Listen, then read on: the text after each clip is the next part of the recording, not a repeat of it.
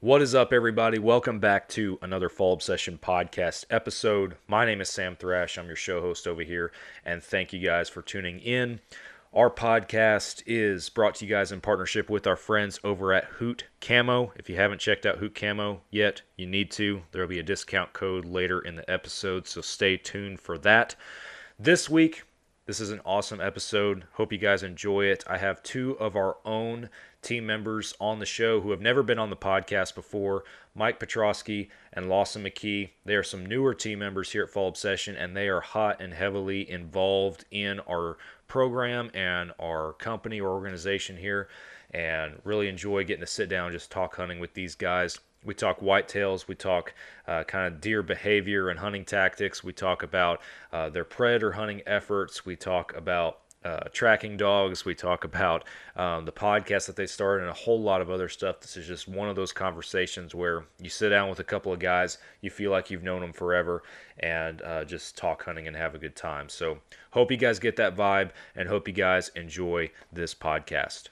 We just dropped a couple new t-shirts at fallobsession.com, and these are some very special shirts in my opinion. They are conservation related, and the messages on them express that. And on top of that, every purchase of these t-shirts, Fall Obsession is donating our profits to a couple of different wildlife and hunting conservation organizations such as Howl for Wildlife or Backcountry Hunters and Anglers. These are organizations that we believe are doing some vital work on the forefront of our preserving our wildlife, our rights as hunters, our lands that we hunt on, and everything we got going on right now during these trying times right now as hunters and outdoorsmen.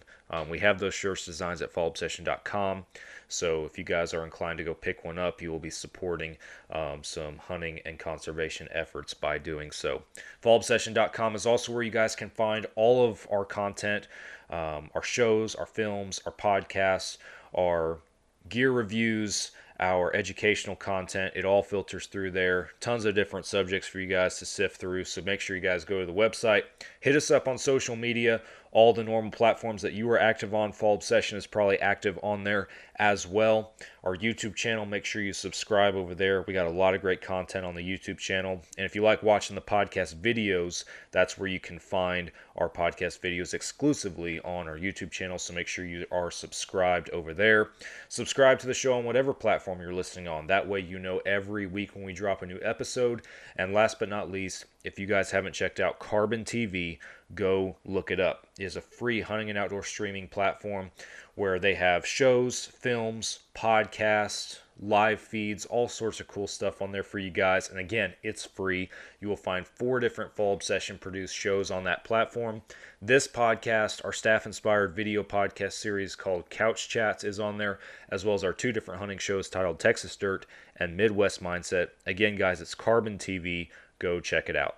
And on that note, we are going to get Mike and Lawson in here for this awesome conversation. Hope you guys enjoy.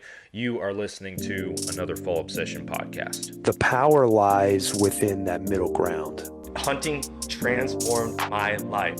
I think you have to be built somewhat different. That Dale Brisby's a super puncher. When you get Pop-Tarts on the next Walmart order?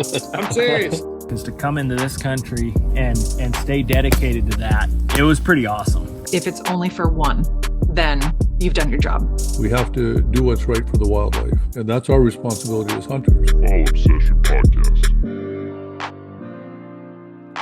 Welcome back, everyone, to another Fall Obsession podcast episode driven by our friends over at Hoot Camo. My name is Sam Thrash, hosting you guys, and I'm recording with 2 of our own team members here at Fall Obsession this week. They are just a couple of good old boys who love hunting more than most, I would say. But Mike Petrosky, Lawson McKee, they're joining me this week. Welcome to Fall Obsession podcast, guys. Thanks for having us. Yeah, how's it going, Sam? It's going good, man. I've been looking forward to this one. I like doing our kind of in-house episodes, as I like to call them. They're always a good time hanging out with Fall Obsession team members and everything. We kind of like superstars getting an email to ask to join it. Mike texts me like, I got your email, and like 30-second Mike's like, Did you get an email? I'm sending him screenshots. I'm like, look what we got. I don't know why, because like I told y'all before, I'm just a Texas boy who gets to sit down and try to find time every week to do a podcast. So I feel the time thing. Yeah, that's how I feel. But man, both of you guys are kind of new and hitting the ground running at Fall Obsession for the most part within the last year or so. If just for our listeners' sake, you guys want to kind of introduce yourselves and just tell us where you're from and you know what you hunt in your local area, we'll start there and then get this thing going. Yeah, well, I'm Mike Petrosky. We're from Wallsburg, West Virginia. Promote for the most part, I hunt whitetail.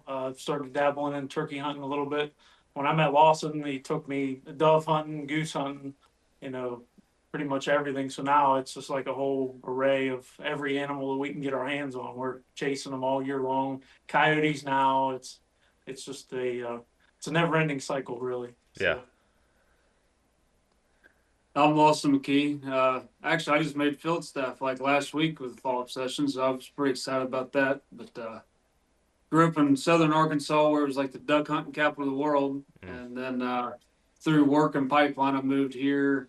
I've lived in West Virginia since 2015, so I wouldn't trade for nothing. Everybody asks me, why'd you move? Man, it's beautiful up here. And you get like such an array of everything here, and the weather's great. But I mean, I think my Facebook says there's no off season, and it's for me it's true. I mean, I coyote hunt year round, and then I'm diehard turkey. So I'm scared to death to do an elk hunt because my wife will probably shoot me. But that's like the dream hunt because it's like a mix of turkey to deer, and that's the big bucket list, I guess you say. Oh yeah, man. I will tell you, like, just because I grew up hunting in Texas, whitetail, pig, predator, all that kind of stuff. I didn't have any kind of Western experience spot and stalk, and last year doing my first elk hunt of my life, man, it was insane. It really was. Like it was the hardest hunt I've ever done in my life by far.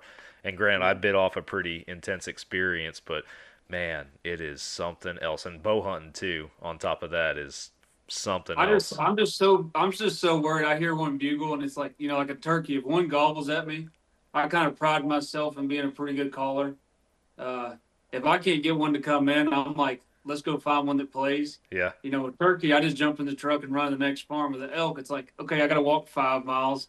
So that's a whole different array of things. But I'm just worried if I hear one bugle, I'll call work and just tell them, hey, I'll be back when I get me back. And like, if you want to hire me back, that's fine, but I'm out. Like, that's just how I am. I mean, when I pipelined, I would quit a job in the middle of a pipeline just to turkey hunt. Wow. Yeah. I ate up with it. Yeah. Why did Lawson quit his job, sell the house? Yeah, that's move to the mountains, heard an elk bugle, he's gone. I used to have a general manager, and he'd like, dude, why do you quit me every year? Then you call me back in like 3 months to see if I'm still working. I'm like, because I go turkey, and he's like, how about you just leave and tell me when you'll be back? I'm like, well, that makes it even easier. I said, I'm out. Why not? You're giving me hunting season off? Say less, man. He's like, most people want to leave for deer hunting. I'm like, everywhere I went, I worked in Texas. I could find deer in Texas. I worked in Kansas, Nebraska. Like, you can find a deer anywhere. Man, when you start chasing turkeys, it's just, I don't know, something comes inside of me. It just eats me up. Yeah, man, that's awesome. I got Mike in a little harder into it than he ever has. It's a good time. I think youth season, I think the kid we took, his gun got bumped off. I think opening morning he missed 10 birds. It was just like nonstop action. I mean, some big birds too. And he was like, okay, this is what turkey hunting's all about. I'm like, dude, you buckle up. We're ready to roll. Dude, you got him on 10 birds? Oh, yeah. And got them all on video too. Oh, my word. Every single dude, I'm telling you, I made up with it. Like, if you want to load up and come up in the spring, it's game on. Tons of places to go. Yeah, if you're able to get a guy on 10 birds in his first hunt, I might have a shot at killing something. Golly, man. Yeah, I think that's why I love this area so much, because it was just overpopulated with turkey, and probably not in the last 2 years. I just started seeing other people hunt them. Like, there's only a handful of people I ran into, like, they turkey hunt, and then you go to a lot of farms. It's almost like going to Ohio. Hey, can I turkey hunt? I don't care. You can't hunt deer. That's fine. I don't want to. I want to hunt your turkeys. Like, Yeah. so I think that's why it helped. I mean, I got like probably 50 farms. We just run and gun wide open. Kind of like it went in and out of like a fad almost. Yeah. People, they were in it, and then 10 years they wouldn't hunt them. Now they're like super overpopulated, like he was saying. They're everywhere. I mean, you can go down any road, early in the morning, and they're just walking down the road. Just it's a whole new world up here, Sam. I'm telling you. Like, that's insane. I've chased man. turkeys in Texas. It ain't a lot of fun. Too many snakes. I'm not a big snake guy, so I left Texas as quick as I came in. Yeah, we definitely have a plethora of critters down here that you gotta deal with and everything. I strictly bow hunt, but like on our place, I carry a sidearm everywhere I go, just because you never know when you're gonna run across a snake or a turkey or not a turkey, a pig or something like that. So yeah, you can keep that. I mean, I'm glad somebody gets the experience, but I kind of pride myself in not being scared of a lot of things. And snakes, I will probably shoot somebody over a snake, so you can keep them. Hey man, I'm right there with you. Like, I do not do snakes well at all, and I live down here. Like, snakes are not my friend. I probably scream like a little girl every time I see one. When I was a kid, we call it a farm. It was 10 acres that I grew up on and everything. And I shot a 6-foot rattlesnake outside my bedroom window one day.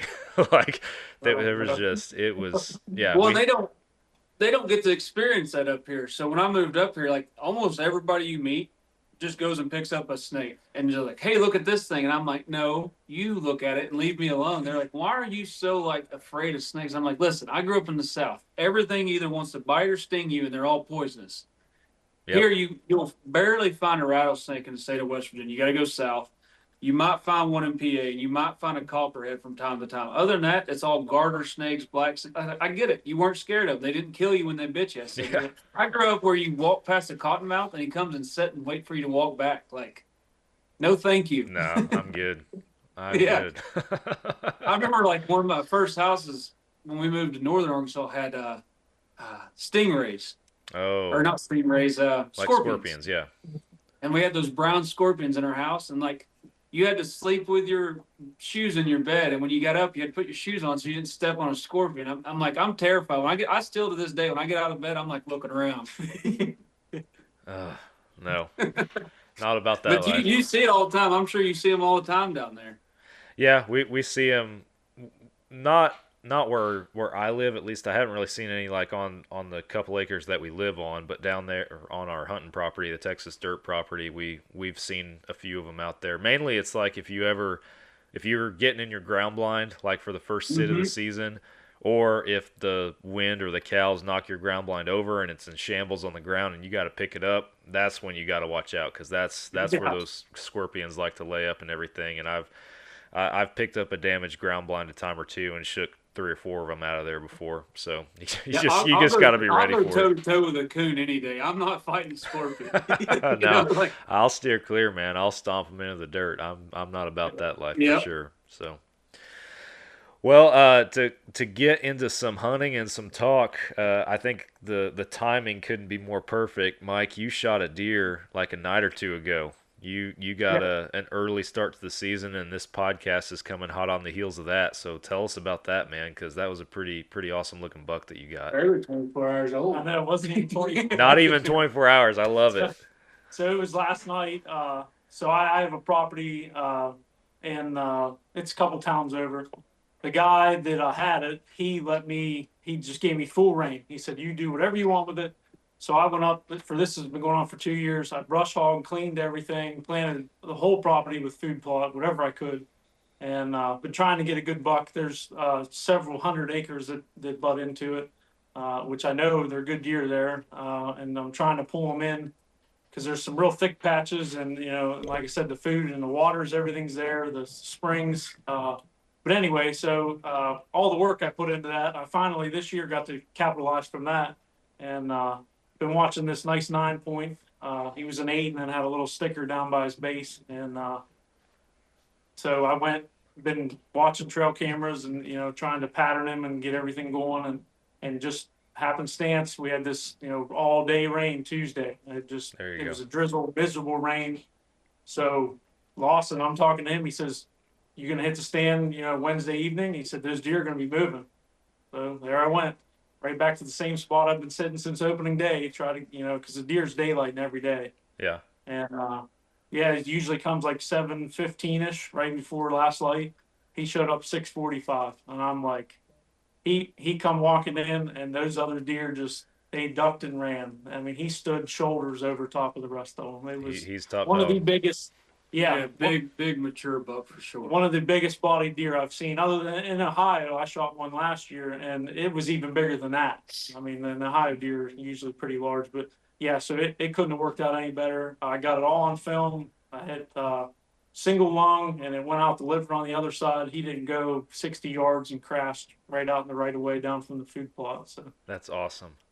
Yeah, I'm like living through Mike right now because I'm like one leg, peg leg, like we do a lot. So I'm there in the tree, and I'm replaying the video on the camera. I took a picture. I sent it to him. It says he tracks with his dog, and he says, "I'll meet you at the truck." I said, "Well, hold on. I've never heard that before." So I call him. I said, "What do you mean meet me at the truck? We going to get dinner, or are we going to go find this thing?" He goes, "Oh, no, bud, it's dead." So it was great. It was just great. He brought the kids, and we blood trailed it, and it, like I said, didn't go 60 yards, and it was a great deer. Everything just paid off. All the hard work from the last couple of years, and all the equipment I rented, and seeds, and it. Jack was playing the food plot the day after I bummed my knee up. Yep, he was up there riding on the tractor. He said, "But I can't help much, but I'll till for you." So Yeah, that's it was awesome. great. Yep. Yeah, awesome stuff, man. I love it when a plan comes together like that. I can't bring myself this early in the year down here to hunt evenings just yet, unless I got a buck doing exactly exactly what I want him to do, which I don't right now. Yep. Yeah, it's too dadgum hot down here for me to want. You're probably from the 90s, aren't you? Yeah, we're still floating in the 90s. Like yesterday, I went out and I did hunt the morning. I got up. Drove out there. The property's an hour and a half from where I live, so got up early, drove out there, got in a stand for the morning hunt. Hunt in the morning, almost shot a doe, but one of the freaking little younger ones busted me right when I was about to draw back, so gotta deal with that. But then I had plans just to piddle around the property and do a few things, and maybe walk some property that I hadn't really touched or dealt with here recently, just kind of look at some trails and stuff, which there's probably some people hearing me say that, and they're like, "Oh man, why are you doing that in October?" It's like, well, it's a whole different world. It is for sure. But anyway, point is, like, I got done around 3 o'clock with everything I had wanted to do, and I've sweat through a shirt. I'm just sopping wet and stinky, and I'm like, I'm not gonna hunt tonight. Like I'm going home.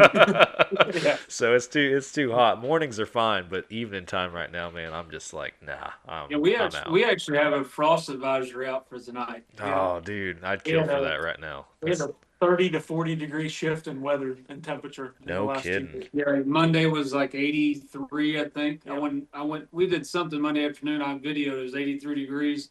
Rained all day Tuesday. Wednesday morning was 41. Yep.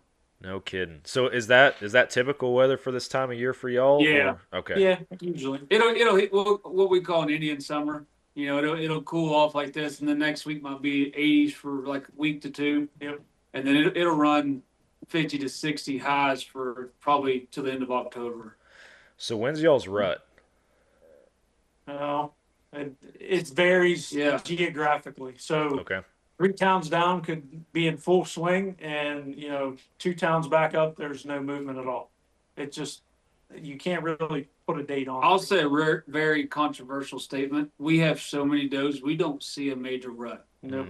I got you. You know what I mean? There's so many. Our buck to doe ratio is probably, I'm going to say, as far as 10 to 1. Hey guys, sorry to cut y'all off from the conversation. We'll get back to it in just a second, but first I want to tell you guys about Hoot Camo. Hoot Camo is one of the best camouflage brands out there for the blue-collar hunter. The prices, you can't beat them.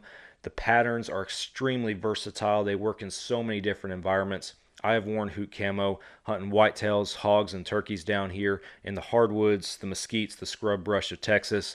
I've worn it in the flatland plains of eastern Colorado hunting mule deer. I've even worn it in the mountains of central Idaho hunting elk. It works in so many different places. It is extremely high quality gear, extremely warm, holds up well against the elements.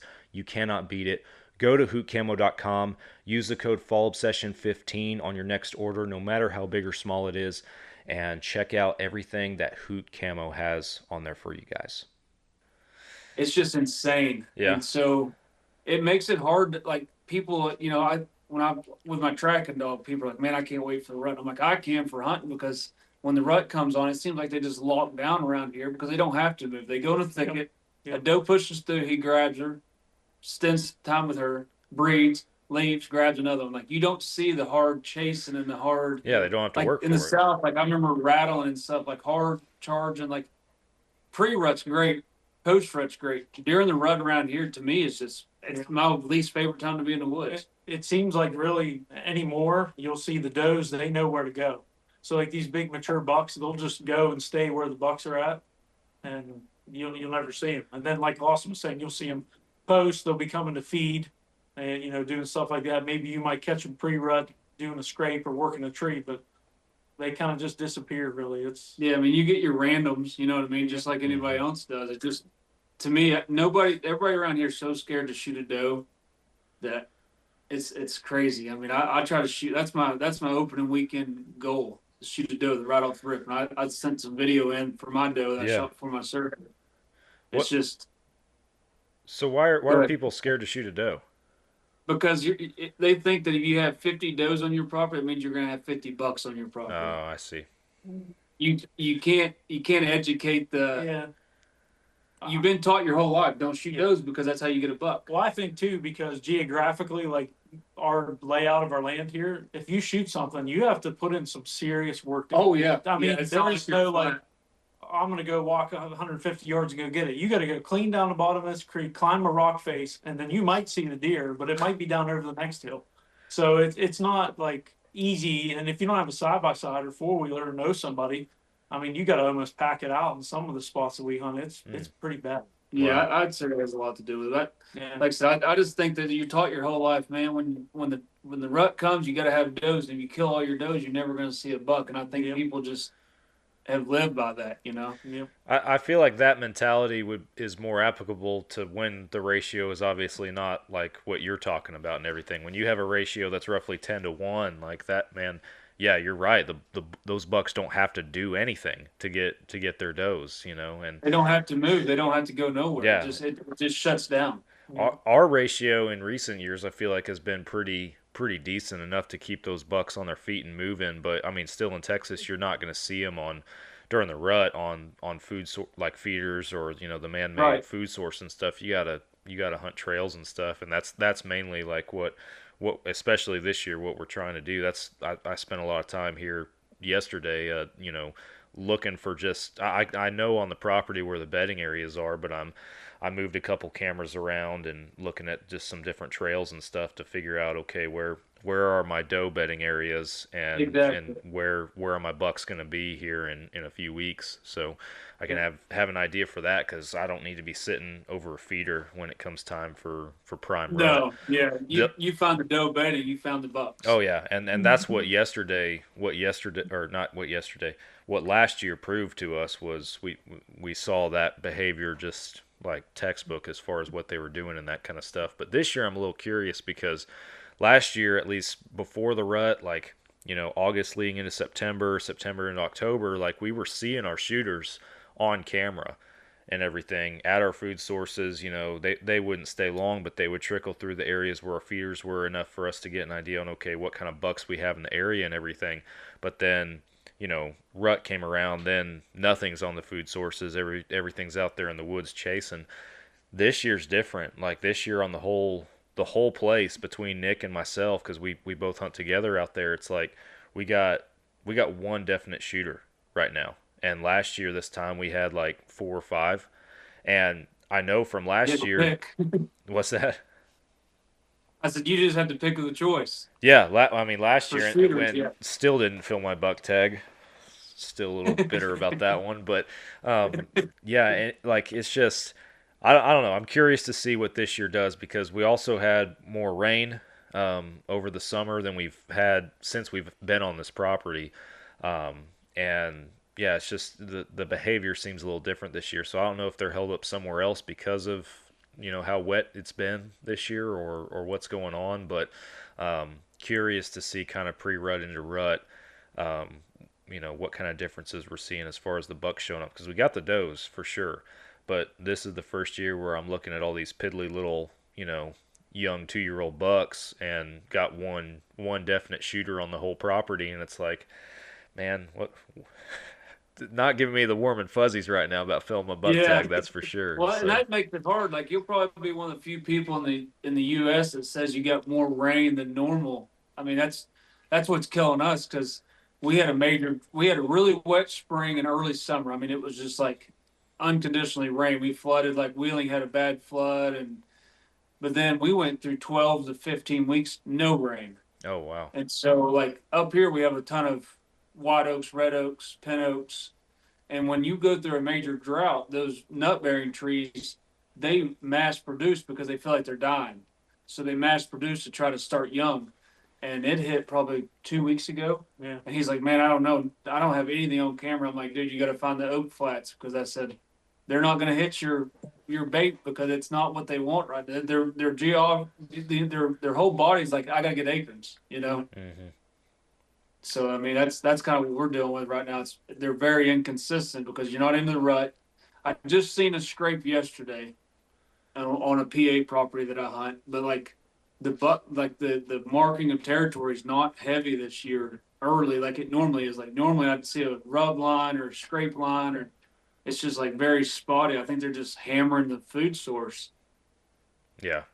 So what are y'all allowed to bait in your state or no?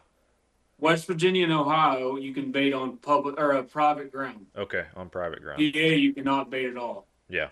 Yeah, I remember that from some stuff that Anthony and the guys up there have told me over the years and stuff. I knew you couldn't do it up there. So what do y'all's typical setups look like? Do you typically hunt over bait, or do you guys try to spend more time on trails and those more natural food sources, scrapes, other stuff like that? It kind of varies. I mean, it just depends on the situation. If you're hunting the rut, can't hunt over food. Yeah. You're going to hunt, you're going to find a good scrape, good rub line. You're going to set up there, hope the does are running through. You might catch them on an acorn flat. I mean, it's just early season, I feed year round. I do minerals all summer. As soon as January hits, the first of the year, I'm back to minerals again and waiting to see sheds drop so I can go shed hunt. It just depends, really. Yeah. When I started dabbling into work or hunting PA, I kind of got away from the bait because you get in a habit of going and checking your bait sites, I guess, per se. But when I started hunting PA, I was so worried I'd get in a habit and then just drive to the farm and dump bait. And I was like, man, I got to get out of this. So I kind of got away from it for a while and just started using food plots. Yeah. And that, I seen a big difference. Not so much this time of year, but like late season, man, the deer you see is just unbelievable because everything's dead. And you go to a food plot and you got 2 to 3 acres that's just pure green. Man, it's just like a buffet for them, So I really started hitting food plots. And then a friend of mine that I met probably, I think it's been 3 years ago now, got me onto mock scrapes. Yeah. And he's like, he kept talking to me about them, and I hunt scrape lines, but I feel like a lot of your scrape lines is like a nocturnal movement. Not all the time, but it just seems like if you put a camera on there, you're probably 80-20 if you get a lot of 80% nighttime, 20 daylight. Mm-hmm. And he's like, buddy, I'm telling you, if you can train a buck to use a mock scrape of his own, from mock to making it taking claim of it, he's like, if you can train him and more or less you're patterning him, you'll kill that buck. And then it was like clockwork. I'd start a mock scrape. Next thing you know, here's the buck I want to shoot.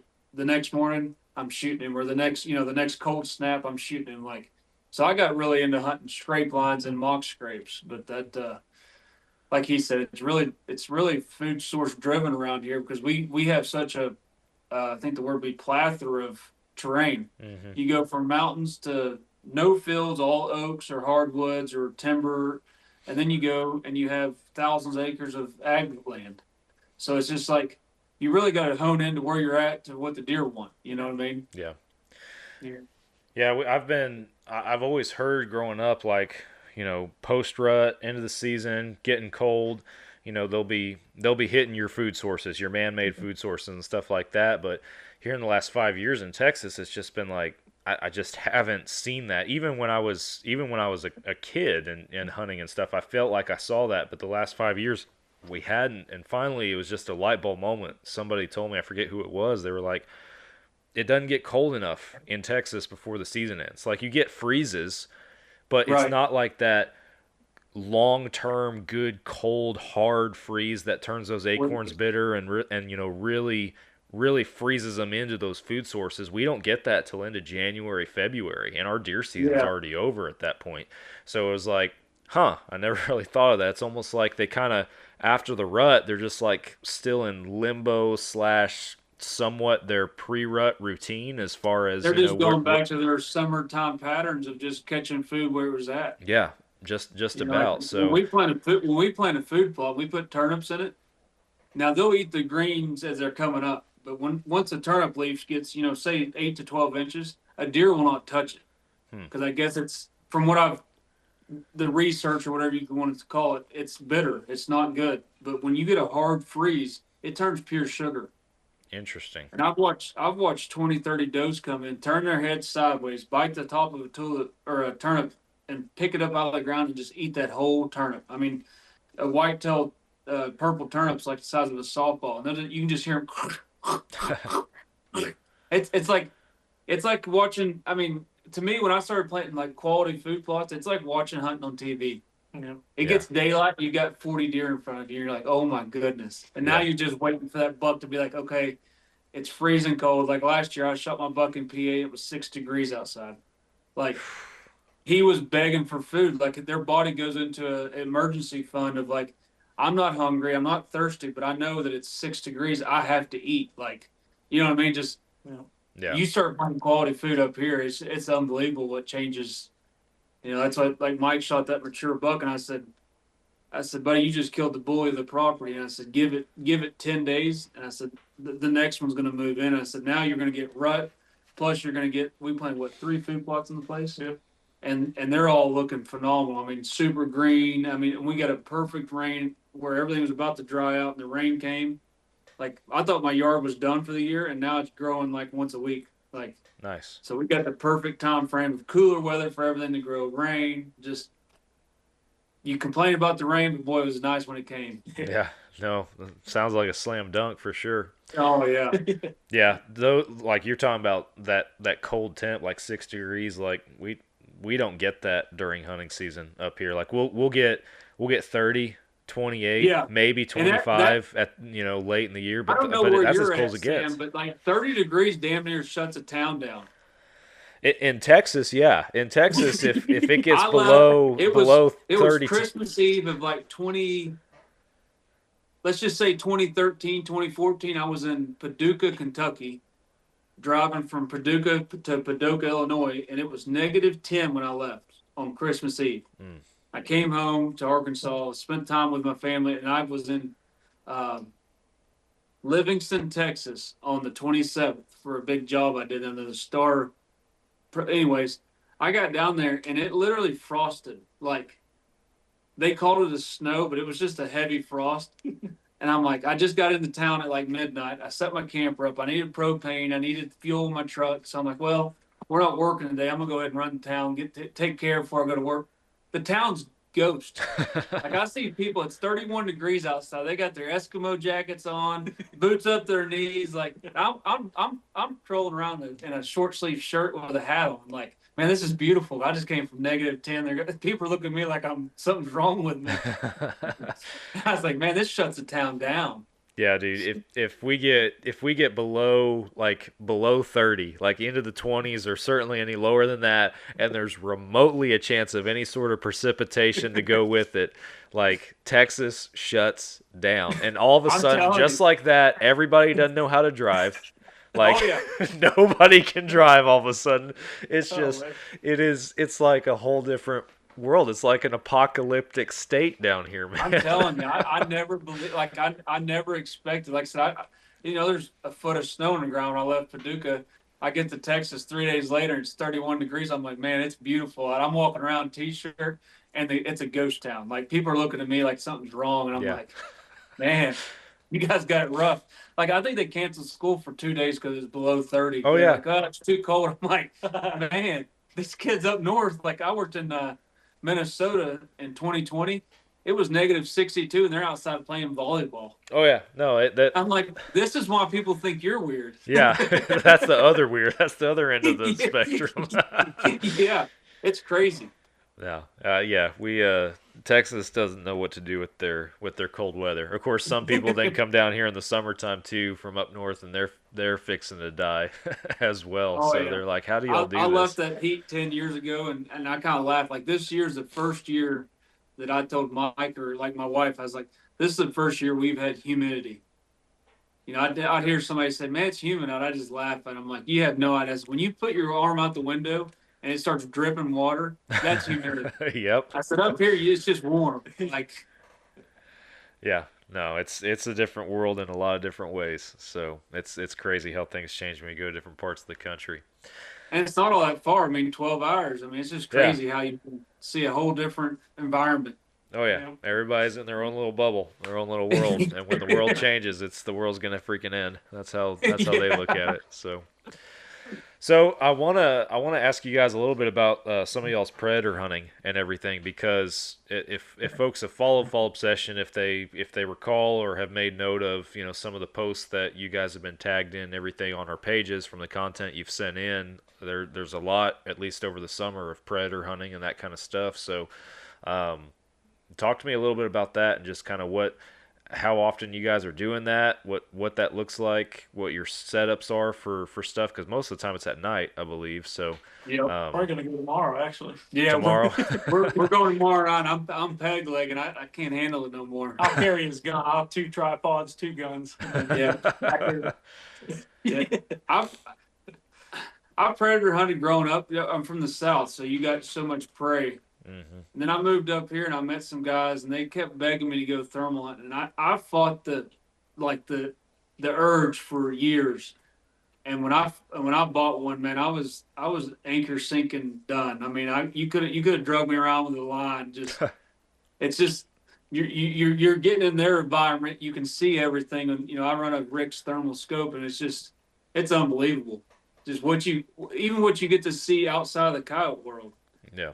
And you're getting inside of, I've killed a bunch in the daylight, and it's not impossible. You just got to treat a whole different world. They're just so much comfortable in the dark. It just makes it so much fun. And I met Mike years ago, but like me and Mike become real good friends over the last year. And he kept coming out, and he'd borrow my scope or our other buddies. And finally he's like, I got to buy one. So that was summer. Yeah. Midsummer, he bought one. And summertime's like really hard hunting because they go through phases. When I get into something, I kind of become addicted to it. So I want to know why they do this, where they're at, So coyotes go through breeding, den, and then pup rearing. So when you're in breeding season, it's almost like the rut for coyotes. They'll travel miles. You hear them howl, and within 5 minutes, they're up to you, miles away. Yeah.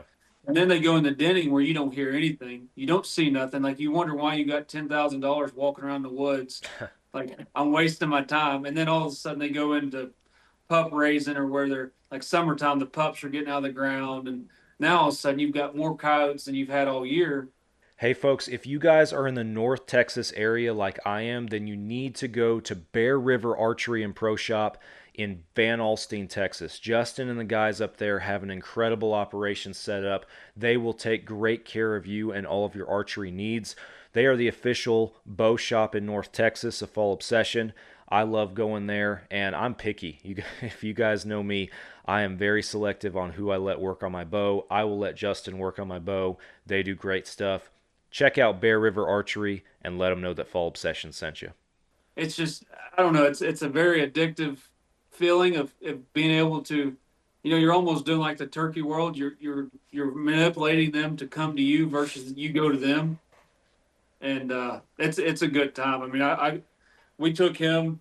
I've really got into trying to learn about him. So I don't know if you've ever followed any of it, but Tory Cook with MFK, he actually raises wild coyotes documents what they do, records off what they do, and then shares it through Fox Pro.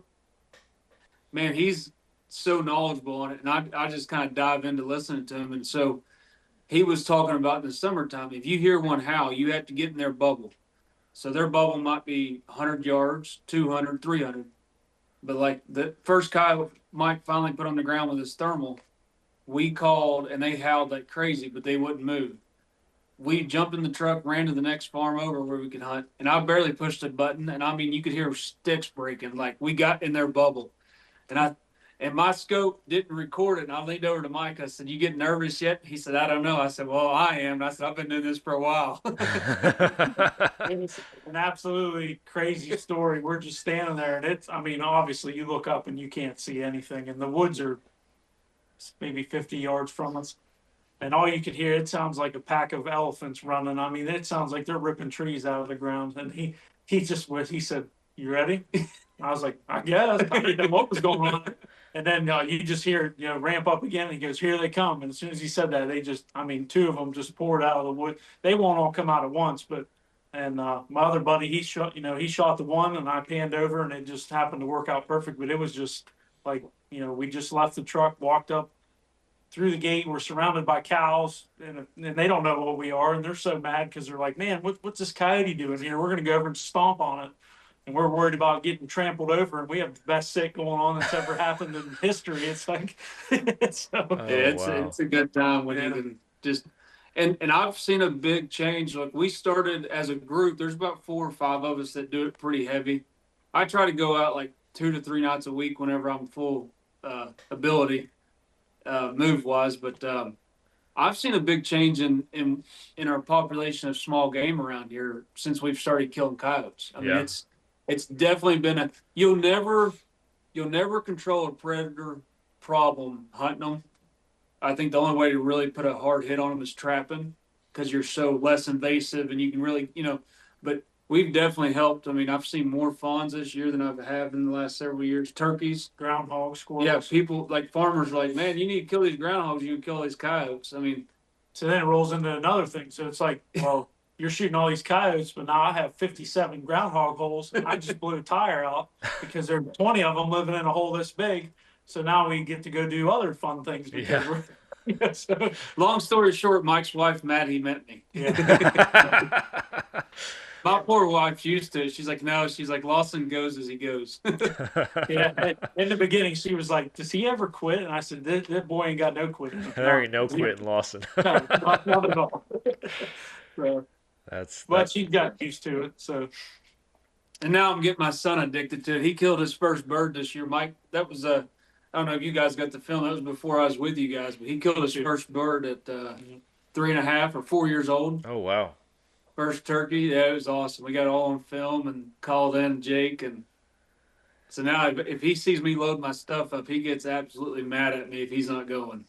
Yeah, no, my son has the bug too, man. He's 7 now, and he definitely started going with me, just tagging along a couple times when he was 5, and then last year he tagged along a little bit more and hunted more with me and my dad, and this year he's really itching to go. I got him a little bow this past year, so he's been shooting pretty lights out with that little thing so far, and still nowhere near poundage to actually kill an animal, but he's getting there. He's working his way up, and during the spring turkey season, when we had the fall obsession, some fall obsession team members up here or down here back in April, I was hosting, so I spent most of my time like getting people around and trying to make sure that people were having the best hunt they could.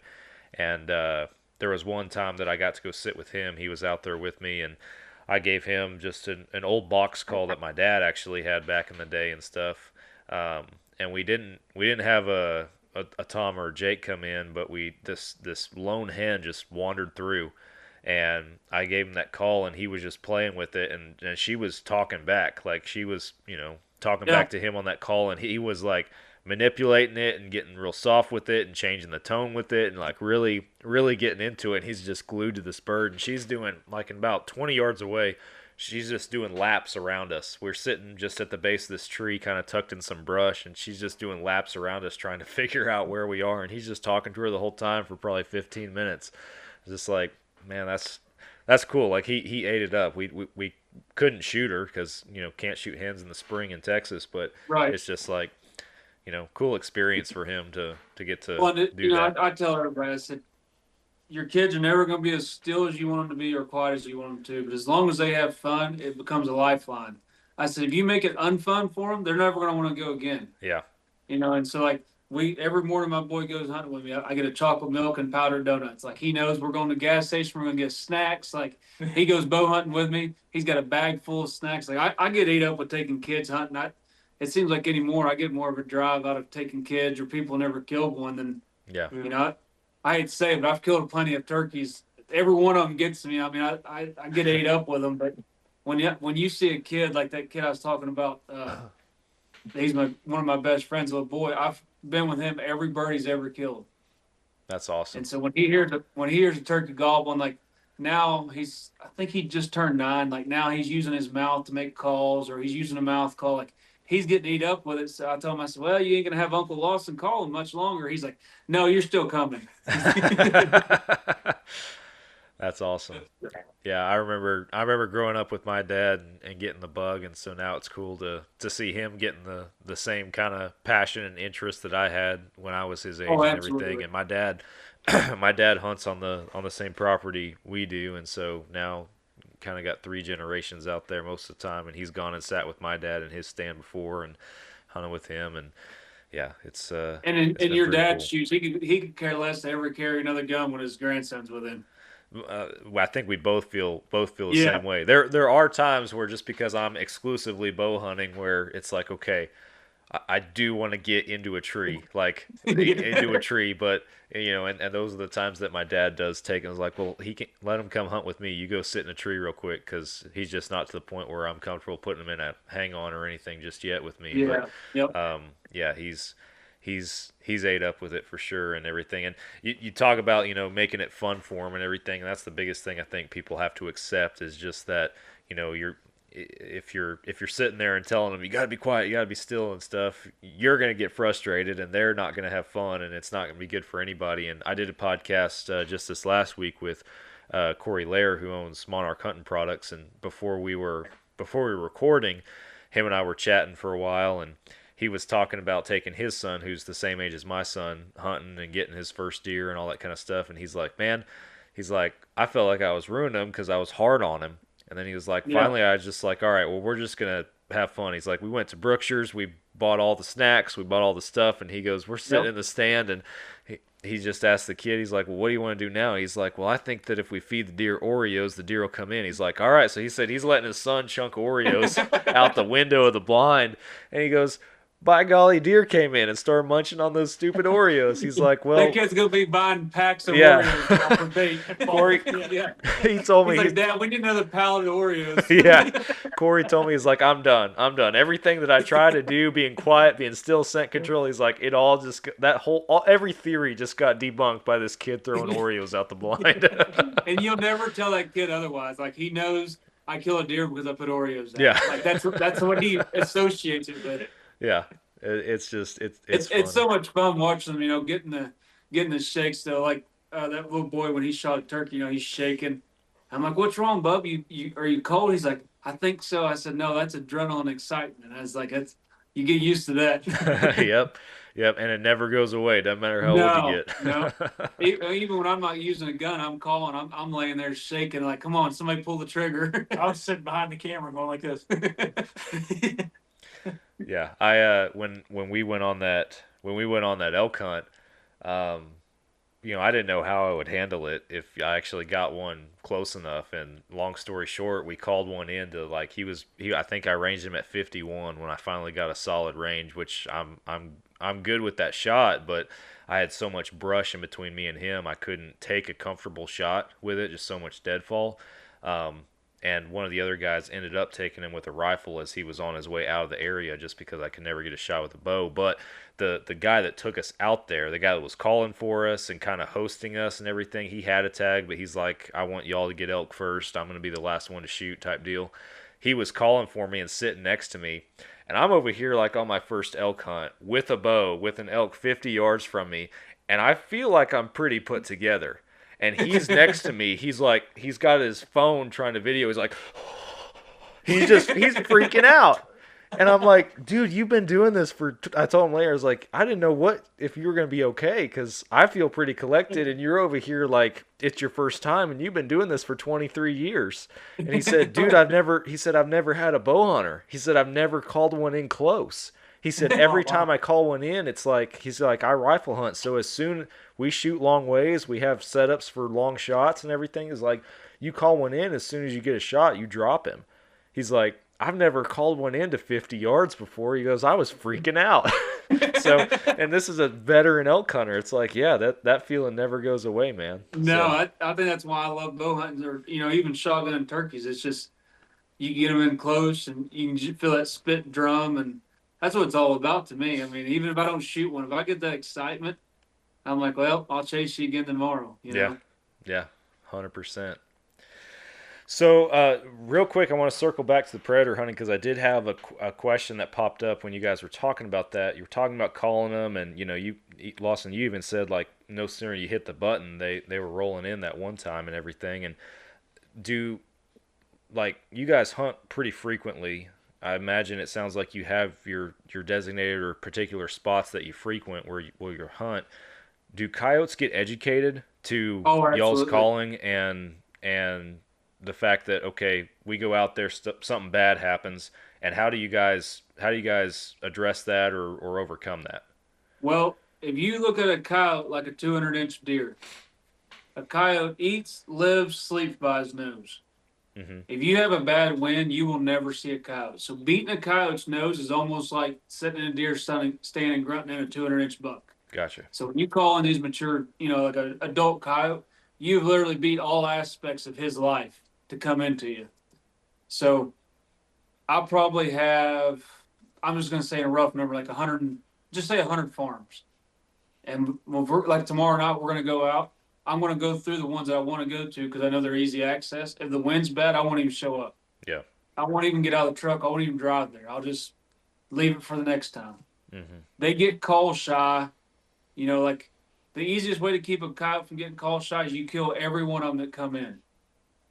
So back in, I think it was June, we had those 6 come in all at once. Yep. We had literally 6 coyotes come in. Running straight at us.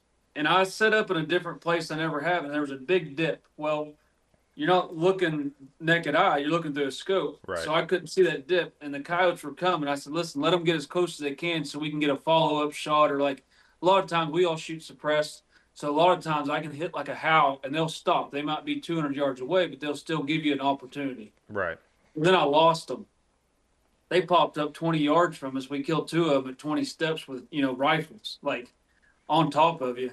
And then the other ones ran off. But like those coyotes now are educated to that stand location. So like I'm all the time trying to set up different places or set your call at different places. And I was talking about listening to Tori Cook and them. Every year coyotes go through a factory reset.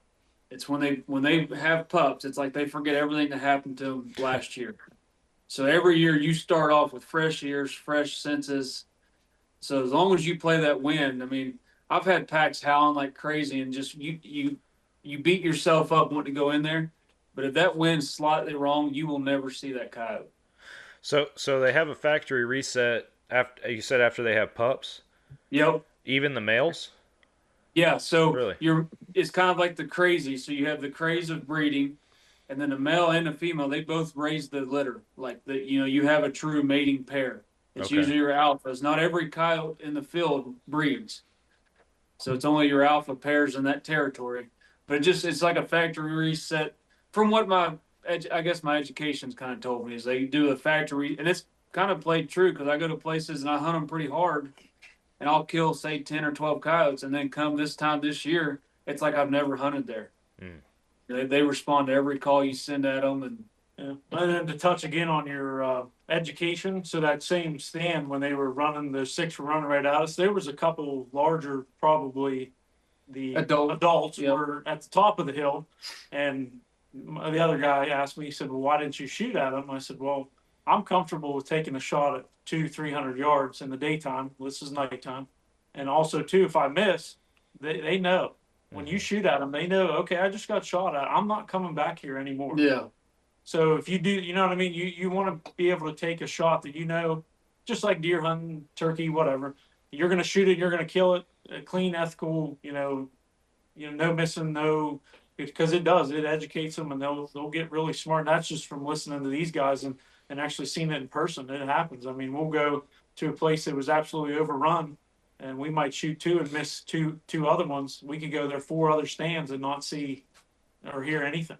Yeah, they get educated pretty quick. Yeah. But we run such a wide variety of, like, I really try hard to preserve certain sounds. So they get educated to certain sounds per se. So like summer from say March till like right now, I will never play a prey distress. So whether it be rabbit, bird, whatever. Because I want come October, November when there's not as much prey out because all the baby rabbits are grown. They're easy, they're harder to catch. I want it to be all fresh sounds. That way you get those hard chargers circle back a year round, Gotcha. So I think that has a huge thing is you got to have a wide variety of how you're playing your sounds with them. Gotcha. Yeah, man, I've been curious because I am not a predator hunter to the extent like you guys are and hunting these coyotes and everything. I've killed coyotes. I've hunted coyotes.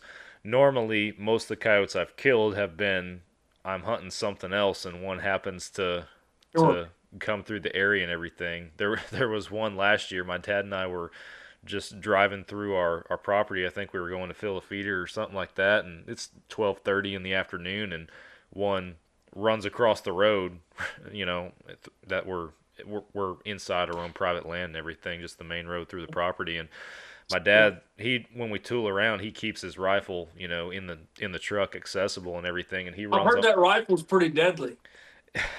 Apparently. Yeah, he that thing runs around off to the outside my driver's side and everything, and my dad's like, you want me to, he stops about 40 yards away. My dad's like, you want me to get out and shoot him? I was like, no, I want you to hand me the rifle.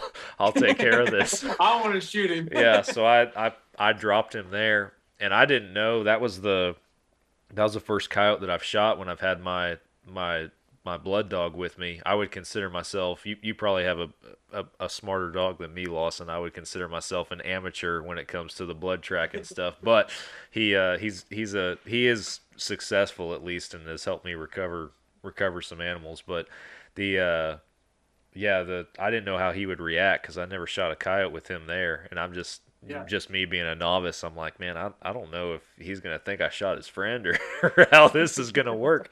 So I can always tell with my dog when I go into a track, like if it's a gut shot, I'm going in like the day after or later that night. I can tell if coyotes have found that deer before I get there, just the way my dog acts. Really? Yeah. Yeah. He did not react like I thought he would, because we walked over there, and I walked to where I thought I shot him, and it was where I shot him, but it was tall grass, and he had dropped and then kind of rolled and was off to the side a little bit. And I let my dog out, and then like an idiot, I just got focused in on walking to where I shot him. I forgot about what my dog was doing, and the coyote wasn't laying there, so I'm like, well, where is he? And I look over, and my dog's just sitting next to him. I'm like, well, I'm an idiot. I have a blood dog, and I just shot something. I'm not even paying attention to the dog. He just went right to him and just sitting there looking at me like, hey, what are you doing? So, yeah. But, hey, it's over here. Yeah, trying to do what I trained him to do, and I'm not even paying attention. I started that track, and I think this would have been my 4th year. Hey guys, Trophy Edits is a Fall Obsession podcast partner. We all have mounts on our walls that represent a significant moment, a significant harvest in the woods for each and every one of us, and photographs can do the same. I'm sure you guys have pictures from years past, hunting with loved ones or being in the woods with family and friends that also represent those big moments. And what Trophy Edits does is they showcase those moments for you guys. Just absolutely make your pictures explode and to the level that you guys can put them on the wall and also have that memory forever represented in your home, your office, your man cave, whatever it might be. Give Trophy Edits a chance to do the work for you guys. And again, they make those pictures just absolutely awesome with their professional team of editors. So go to Trophy Edits website. The link is in the podcast description. That lets them know that you guys came from us. and use the code FALLOBSESSION at checkout to save you guys some money. And I actually have heard Southern West Virginia right now with a good friend of mine because I can't, because in West Virginia we have to be on the lead. So I can't walk her through. She's like holding on to a dozer. Yeah. So I was like, I want her to get ran. So actually she just got her first recovery, not with my buddy down there tracking for her or him. But you learn so much. Like you think you know about tracking. And when you go on 200 to 300 tracks a year, man, do you learn just so much about tracking an animal. Yeah. You learn so much stuff that you just feel like, oh, I knew that, but you didn't. Yeah. I haven't been on nearly that many, and we haven't really marketed it a whole lot as far as him being. I don't know. I don't feel that comfortable enough with him. Like he goes with me every time I go, and he certainly suits my needs. He's found like Nick, the first year we had the dog, actually Nick shot a doe and had it on film. Like it was a decent shot. She just didn't bleed. And that dog, that was his first track, and she went over 100 yards, and next to no blood, and he found that deer in like 7 minutes. Like it was like yeah, that. because they're tracking. I mean, I don't know what you trained him with, but they're actually tracking interdigital scent. Yeah. So like, if you shoot a shoulder shot deer for the first, say, 200 yards, they're gonna have interdigital because they're like, what the heck happened to me? Like I might be dying. Then their body calms down, it goes away. Like my dog, if I go on a meat track, like I call a meat track a shoulder or a back whack, I can tell in 200 yards whether I'm finding the deer or not. I'll just call it. Yeah. You can tell a huge difference when that interdigital goes out. And that's what they drive after, or that's what they're really honing in on, because every deer's interdigital is like their fingerprint. Yeah. I've had a couple of tracks where I've told the guy. I had one where it was actually a friend of mine. He called me. He was like, "Hey, I shot this deer. I didn't make a great shot. I can't find it. I've made it 80 yards and I'm losing blood and all this stuff." And we go out there and he shows me the setup. He shows me what he's got, and I told him, I was like, "I'll run the dog, but we're probably not finding this deer. This deer is probably going to live to see another day, if I'm being honest with you." And and he tracked that deer for probably close to, we probably ran close to a mile, I would say. Like it was a long ways. And yeah, deer sure enough lived to see another day. The other one was, I told the guy on the phone, like when he called me and he explained what he had, I was like, "I will not find your deer. Your deer is still alive. I will not find your deer." He wanted me to come out anyway. We came out anyway. But again, we same call deal. those therapy tracks, Sam. Yeah. Well, and I feel bad for the dog sometimes, man, because I'm like, man, I try to get him just to, like, anytime I kill a deer, like, even if it's the best blood trail in the world, I let him track it just because I feel like I need him to be successful, because there's been enough tracks. It's a confidence boost. Yeah, there's been enough tracks where I've either called him off or we didn't find the deer, or I've had one end where we ran out of property. Like I tell him if I'm coming out there, like, "Hey, do you have access to the property next to you? Do you have access to the property next to that? Do you have permission?" Okay, you don't. Start calling people in between now and when I get there, because there's a chance that you're going to need it. And we had one track that ended because of that. The deer might have been just laying over there, but I told him, I was like, "You don't have access to go on that property. We're not going." So, and I felt bad calling the dog off of that track, because it's big, like he's about to find what he's looking for, and I'm telling him, "No, you got to stop. You can't go anymore." So. Yeah, so now he's like, "Well, what does Dad want?" Yeah, exactly. What do you want from me? So. Yeah, that's when I first started tracking. Everybody that I knew shot a deer. I didn't care. They watched it drop. I'm like, "Don't go out there. Let me," because I just want her to get, live tracks. I didn't do a lot of mock tracks on training her. I literally ran any deer that ever got shot in Broke County. I ran it. Like my first year, I couldn't tell you how many tracks I was on, and I wasn't charging the people, just like, "Hey, give me $20 for some gas." Yeah. And we'll go from there. And then the second year, I kind of figured her out, and like I track with long spur tracking, which is huge in this area, and we have a big interview sheet. Like you learn so much from everybody else's track, and like, somebody would call me, and like, "Man," I said, The best thing you can do is go hunt him in the morning. Yeah. I want you to come track. Well, we're going to track. I said, I'll give you 200 yards. If we don't find nothing, then it's probably going to live, you know. And I felt the same way, and I still do. And my dog has like 100 and I think I'm over 120 recoveries with her. Like she knows what she's doing. Yeah. But I'll go out and track, and I'm like, I'm seeing blood, and a shoulder shot with a big rage broadhead is going to bleed like crazy. And she just lays down. She's like, I'm done. Like, the deer's not done. And I'm still like, I see blood. You need to track. Like, I get so mad. And then I'll go track one the next night, and it'll be like drips of blood. I'm like, I don't know. And the next thing I know, I'm coming up on a deer. Dude, it's that's just so the thing aggravating. that's like you said, like just with a novice dog, or what I would feel like is in the grand scheme of things still a novice dog. That's what bothers me the most is like when I can't see blood and I'm trusting this dog to like that you're not off on some wild goose chase or just smelling a pig or something that you got hooked on. I'm like, I'm trusting you right now.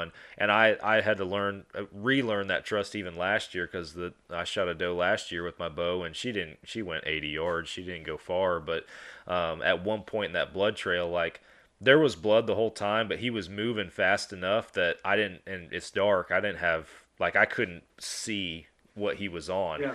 And I'm just thinking to myself, like, and because earlier that year we had one that was a super difficult track and he was nobody was going to find that deer. But coming off of that onto this one, I'm like, I feel like I need to make sure that you're doing what you're supposed to be doing, but at the same time, I'm trying to trust you. And yeah, he led me right to that deer. I was like, I don't know why I doubt you, man. Like it's the hardest thing in the world because you don't know. You're not seeing sign of evidence. Like the one buddy I was telling you about with the mock scrapes, it literally rained 1.5 inches that day. He liver shot a buck. He calls me. I never knew this guy at all. I go out to his place he's hunting, and I found a literally pin drop size of blood, and that was it. 175 yards later, it was a 160-inch buck laying there. And I had, like, she was off the trail, but, like, when rain comes on that interdigital, it's a waxy scent, so it just broadens. So instead of a beeline, you might be tracking 10. So she was, like, 10 foot below where he ran and, like, hard dragging me. So I actually had another guy above me walking the trail, and he's like, hey, there's a hard imprint where he turned up the hill a little bit. And sure enough, almost to the T where he told me, here she goes uphill.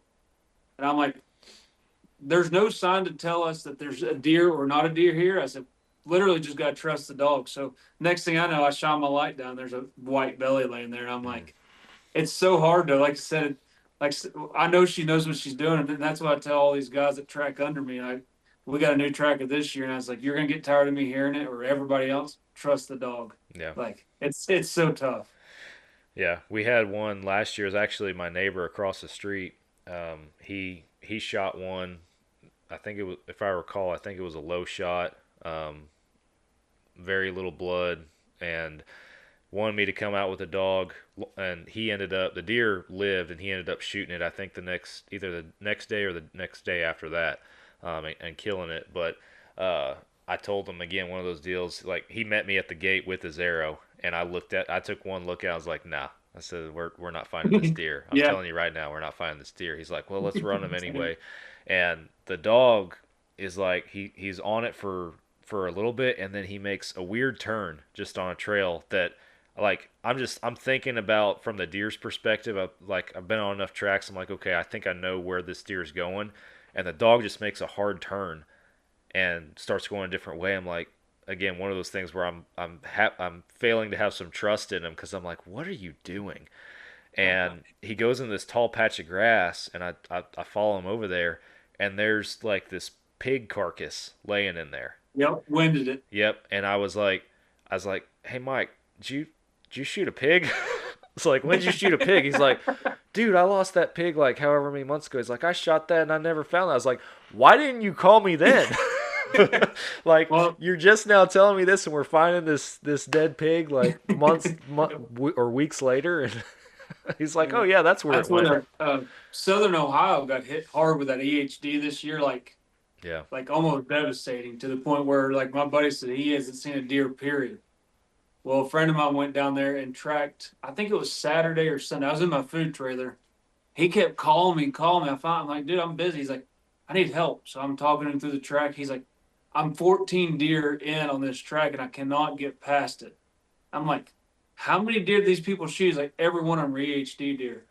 14 deer on 20-acre property. Holy cow. And I'm like, that's hard to get away from because your dogs are trained. Like my dog will track that interdigital, but when I get close, she's a German wide-hair pointer. So naturally she's a bird dog. So I call it bird dog. And like if I get close to deer, she starts standing up on her back feet and like winding everything. It's just like a tracking nightmare. And that's why he's like, I don't even know where to begin with this. I was like, good luck. Yeah. Because it's just, she's doing what she's told to do. She don't know she's finding the wrong deer. You know what I mean? Right. Yeah. And everybody I track for, like, especially if I find the deer. Now, if I don't find the deer, they're not my best friends. They're like, man, you're crazy. Like, your dog can't find nothing, you know. But Mike probably thought that I tracked a deer for him last year. I'm like, buddy, it's gonna live. He's like, but I found all this blood. I'm like, yeah, it's gonna live. Like, I hate to be the bad guy, you know. Dude. Some of the blood that you see on some of these deer that survive is just it's amazing. Nick, and we've told this story on the podcast last year. Nick shot our number one target buck on the place last year, and he made a long shot and then I think had a follow-up shot on him. And one of those deals, like, we go out there with the dog, me, him, my dad, and his son, and like just first 50 yards there's just all this blood, and I'm like, dude, like, I want to congratulate him. I'm like, this is a dead deer. Like, this is a big buck and a dead deer. And then the blood goes away. The dog starts struggling, you know, 100 yards later and stuff. I'm like, ooh, this is not good. And we didn't find the deer. Like, we worked that dog for hours that night, and we couldn't find anything. And then I think we were several hundred yards in when we found the last speck of blood and everything. I'm just like, I don't know. And Nick's out there a week later, and that deer freaking runs past him. And I'm like, are you serious? And then a week after that, he shows up on one of my cameras. It's like, I would have put money on that deer being a dead deer based on what I saw on the ground. But they're tough, man. This buck right here, Sam, I tracked cool this deer. my first year tracking. He was a perfect symmetrical 10-point, and my buddy shot him in the shoulder. I tracked this deer for almost 2 weeks with blood. Yeah, I'd randomly go out and recheck. Never found him. The next year, he showed back up perfect on this side with an 18-inch brow on this side. When I killed him, he still had the broadhead dead in his shoulder. Was it his right shoulder? From the year. Yep. Yeah. I've heard that if they get wounded on one side, the opposite side will be all jacked up the following year. That elk that I was telling you about. That's what happened to my big Ohio buck I killed. He got his foot caught in a foot trap. He was like a 160-inch mainframe 10-point. And then he got his foot caught in a trap. He growed a drop tine on one side and like all kinds of traps on his left side. Like, couldn't hardly recognize him, but he had one spot on his body that was recognizable. Yeah. But it was crazy. I mean, that deer bled for like 400 yards. Like, I kept telling him, but I'm like, man, anytime this deer's gonna be laying here. And then the next year I killed him. Wow. When I was gutting him, he had a big green pocket.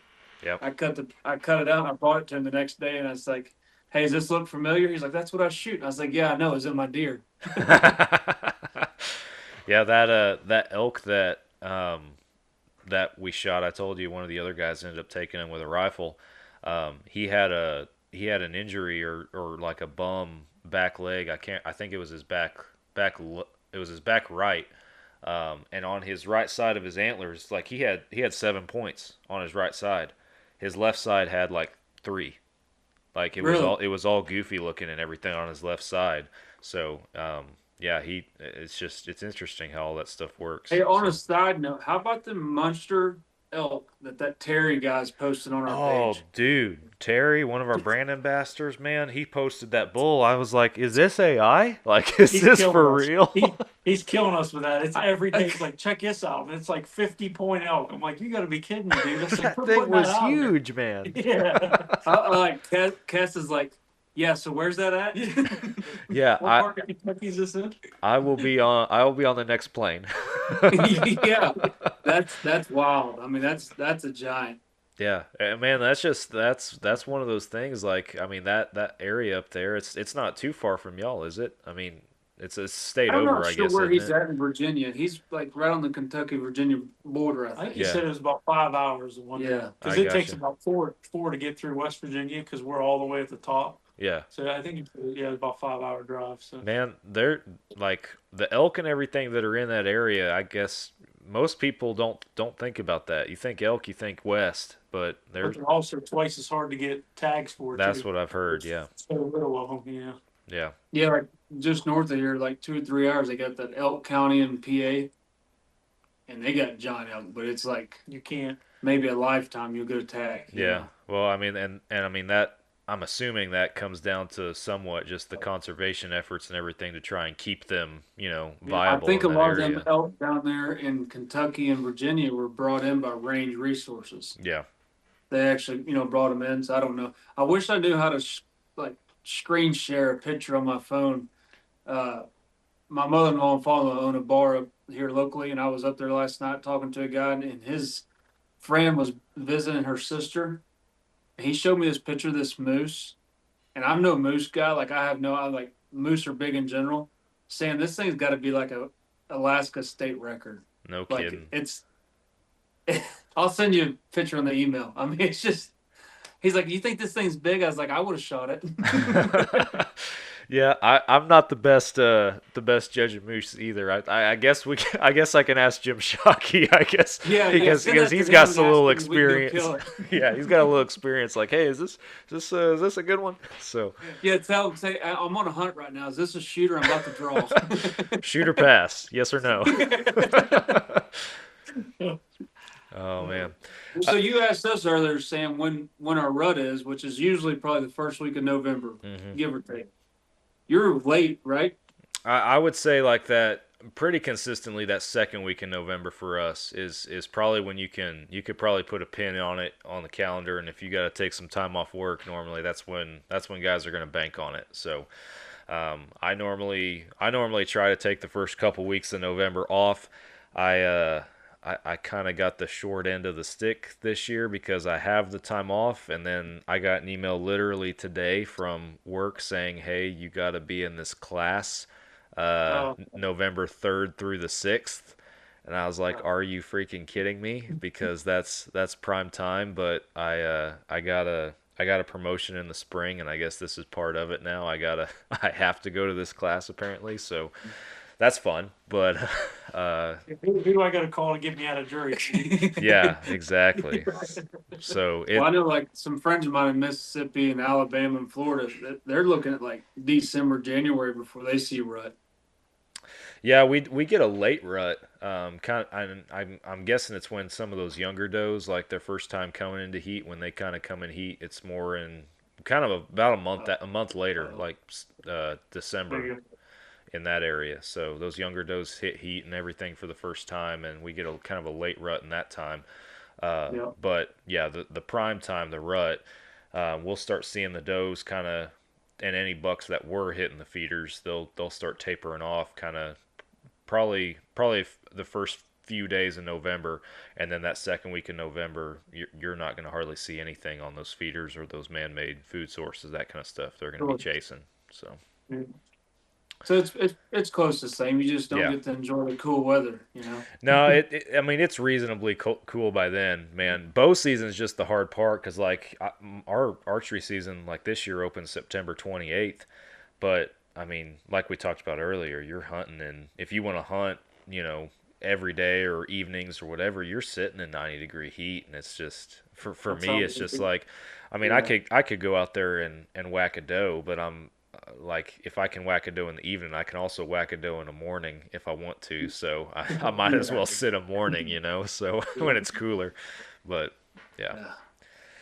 So I wanted to ask you guys too. I know we've been chatting over an hour already, and eventually I'll have to start wrapping this up. We talked about that. Yeah, we'll have to do another one. But I do want to ask y'all about y'all's show and everything, because you guys are entering the podcast world as well with your show called Pandhandle Whitetails. So I wanted to ask you guys about that and kind of how that came about and everything. And because we've talked about on this show before how podcasting or media production, that kind of stuff, like a lot of people probably have thoughts, ambitions, dreams, but actually pulling the trigger and making it happen takes a little bit more effort, as you guys know. So where did that begin?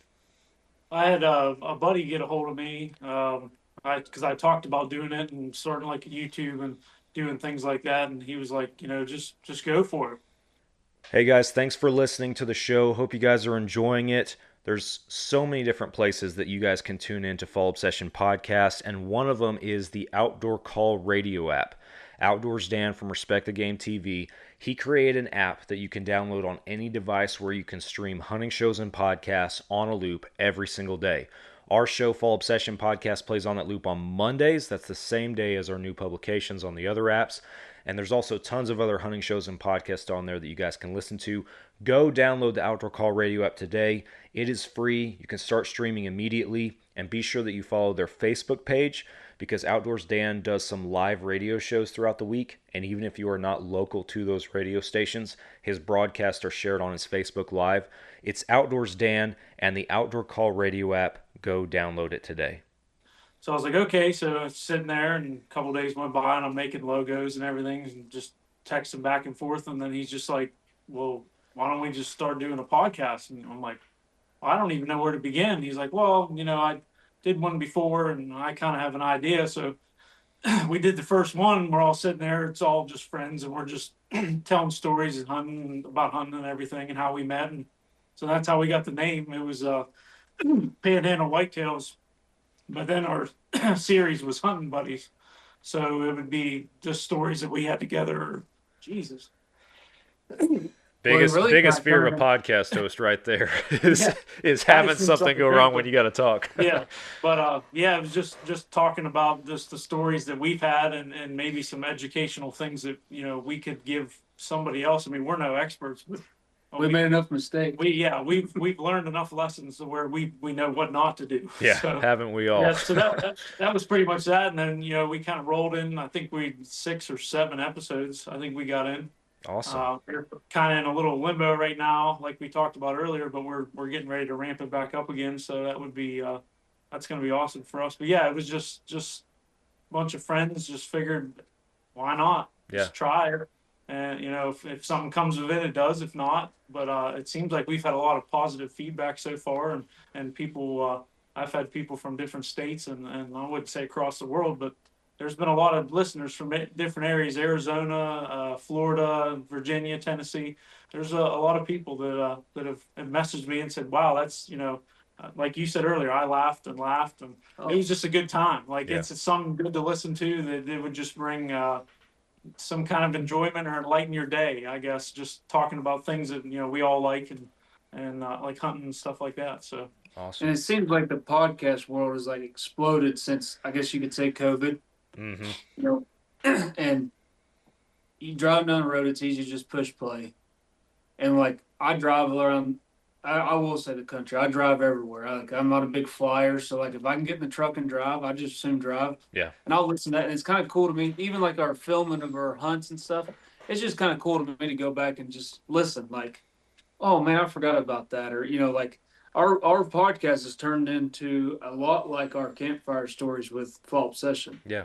It's just like there's no agenda. Mm-hmm. Some like we've had one guy on for turkey hunting. One of my best friends, he loads hand load TSS shells. So like that was like you had an agenda to try to cover, but it still turned into how we met turkey hunting, or how we met doing this, or while everybody's carrying on before we start, kind of how like we were.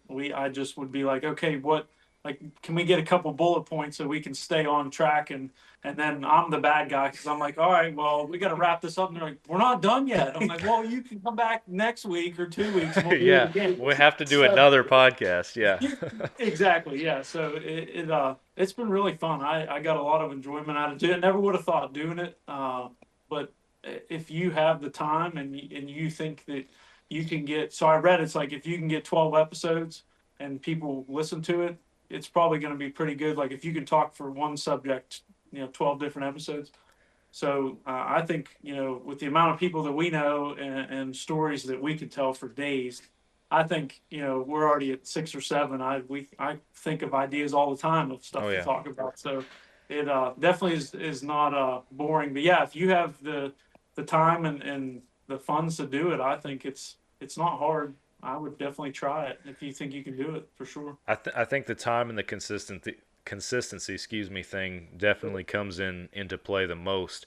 And then the quality too, because obviously if you're pressing play and listening to something, you don't want to be listening to just all these mistakes or technical problems and that kind of stuff, right? So you gotta be able to put together something worth some quality for the listener on that side of things. I say that as I actually hit my microphone on here, so ironic there a little bit, but yeah, so I know that for the fact, and then you're right. Once you start showing that you can put together multiple episodes and everything, and have that the word that I'm looking for is slipping my mind, but obviously that record of okay, we've been doing this for a while, we're in it for the long haul type deal. That's when people will. Well, yeah, because they don't want to like start enjoying your cast and all of a sudden like, where'd this guy go? And then he hasn't produced something since 2018. It's And it's like your favorite show going away. That's with anything, that especially like in media in general, but especially in the hunting industry, because the hunting industry is so saturated. There are so many people trying to do something, and anybody, it seems like, just puts the word outdoors behind whatever and calls it a channel and wants to try and make it into something. And I'm all for it, man. Like, more power to you, but you got to have something to set yourself apart from everybody else that's trying to do it, right? And that's ultimately what it comes down to and everything. But no, I'm excited, man. I've listened to a couple of y'all's episodes, and it's a good time, and I'm excited to see where it goes. So yeah, we enjoy it. It's like I said, it's something to pass the time when you're not hunting. I mean, 9 times out of 10, I'm probably trying to kill something, but it's kind of been fun to it almost slows you down to make you you start talking and all of a sudden you're like, oh man, I forgot that even happened. You know? It stirs up old memories. You learn stuff from other people that you have on the show, or it helps solidify stuff in your own mind and stuff like that. We talked about, I can't remember if it was on the show or before, but you meet people through it that you never have the chance to meet or sit down and have a conversation with otherwise, and that those opportunities are really cool. And then you mentioned it, I think, Lawson, as far as you kind of have stuff to go back and reflect on and listen to. I don't. I can't. I don't go back and listen to every single one of our episodes. Much. Well, you're not 6'10", you're 250, you're 270. Yeah, I mean, I only got a few to click through. Well, but and I've said this before on our show. The one that I have gone back and listened to multiple times is 166, and that was the episode that we recorded the night after I shot my mule deer in Colorado deer camp. You're still in Cloud 9. Yeah, with Mike Teepee and Tim Burgess. Like, I shot that deer at 12:30 in the afternoon, and by 7:30 we're in the basement of the farmhouse doing a podcast. I have gone back and listened to that several times because it was such a memorable hunt for me, and I get to, even a couple years later, relive and kind of feel again almost that same excitement that you had right after you killed a deer, right? And that's just, man, there's nothing that Mike can compare. has the YouTube page with his Northern Whitetail, so I'm kind of bum leg right now. So last night I'm watching the YouTube hunts from Rhett's first turkey, and my PA turkey that he filmed for us. I'm sending pictures like, hey, remember this? Yeah. And like I forget, like on my PA hunt, we wound up calling in 3 birds, and a hen cut me off, and like she got extremely mad and was cutting, and like stuff that a lot of people don't get to experience. Like your boy calling in that turkey earlier, like you don't really get to experience a vocal hen all the time. Yeah. And so I was watching that. I'm like, man, I'm so glad that, like, unless YouTube goes somewhere, I'll be able to push play and Rhett when he's 10 or 12. And he's like, Dad, you don't know nothing. I'm like, well, before you knew anything, here's the first bird that I called in for you. You know what I mean? Just, it's cool to me to be able to go back and see that. Yeah. Man, I've mentioned this before too. The people that, like, the kids now, right? And I'm talking about anybody who's like a teenager or younger right now, I feel like is the first generation that is truly going to have almost everything documented, whether it's on a legit channel or just, home video style, whatever it might be. This is Yep. the kids now are the first generation that's going to have everything legitimately documented for them to be able to go back and relive. Because Yep. before then, it seemed like, I mean, I have like pictures and stuff from the deer that I killed and everything, but I don't have any of my childhood hunts on film or anything. I have a few hunts like as I was, in high school into adulthood. I got a few hunts on film then, and obviously increasing ever since then into now. But yeah, it's generations haven't had that until now, and that's a good thing about technology, I guess, is that Sometimes. sometimes, sometimes. Thank God there was no videos when I was a kid. Yeah, there's some people, won't name any names, present company, that might not have wanted that. So Yeah, the old Razor flip phone just was not quality back then. yeah. Well, we'll have to do another podcast, and for the sake of time, I'm gonna go to our closing questions because there are two of y'all here with me, and these might even take a couple minutes here. But as you guys know, if you've listened to the show, I got a couple questions I ask every first time guest whenever we have you on the show for the first time. So for each of y'all, I want to throw y'all the question as far as what has been your favorite hunting memory in your life so far. You go ahead, buddy. Well, a couple years ago, I think I talked about it on a campfire chat before. Me and my dad went and we were deer hunting. It was opening week, and we had not a lot of action. We had like a small 7-point buck that came to the feeder, and he would just come and go and come and go, and we weren't seeing much else. And he finally got to the point where he said, "If that deer comes back again, just shoot it." Like, okay, I'll just shoot it. So lo and behold, 10 minutes later, here he comes back again. I end up shooting it, and like I said, it's not a monster or anything, but I got that deer mounted, full shoulder mount and everything, just for the memory of like, he's not getting any younger. You know what I mean? It's like I enjoy every second I can get with him, and I wish he still had the same drive that he did when I was younger, because I remember him doing what I do now. Yeah. So I'll get home from work and I go straight to the woods. He asked me, "Where are you going hunting today?" I know you can go here, here, here, here, here. Where are you going to go? So that was probably my favorite story that I have. Just like I said, not a monster buck story or anything crazy. Just the time we got to spend and got to shoot a deer together and take pictures. It was an awesome moment. So that's awesome, man. Yeah. Yeah, I think mine would probably be, if you asked me this question 4 years ago, it would probably go right back to the guy that got me into hunting, would be my dad. But I think in the last 4 years, I'm so youth driven that I could just sit here and name off probably 5 hunts with youth that I've taken. To see them take the excitement that you have is just unbelievable. Like my boy, we got it all on film this year. He killed his first turkey as a Jake, and like to hear him on the camera, we got him, and then like he's beat me to the bird. It's it didn't even flop. I mean, like he must have put the BB perfect, because I mean it like flopped backwards and just didn't even flop on the ground. Just to see him run up, and then I made him personally drag it back to me.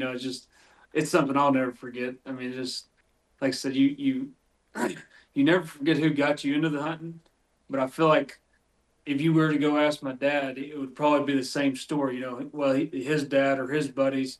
But then when he got me into hunting, it's like, he probably forgot about half the hunts he had before me. You know what I mean? Just because those memories take over. And that's just, before I get on the deer stand, before I'm to the truck, I'm already calling my dad. But if it goes back to my favorite memory, it's going to be my boy being there with me. Oh, yeah.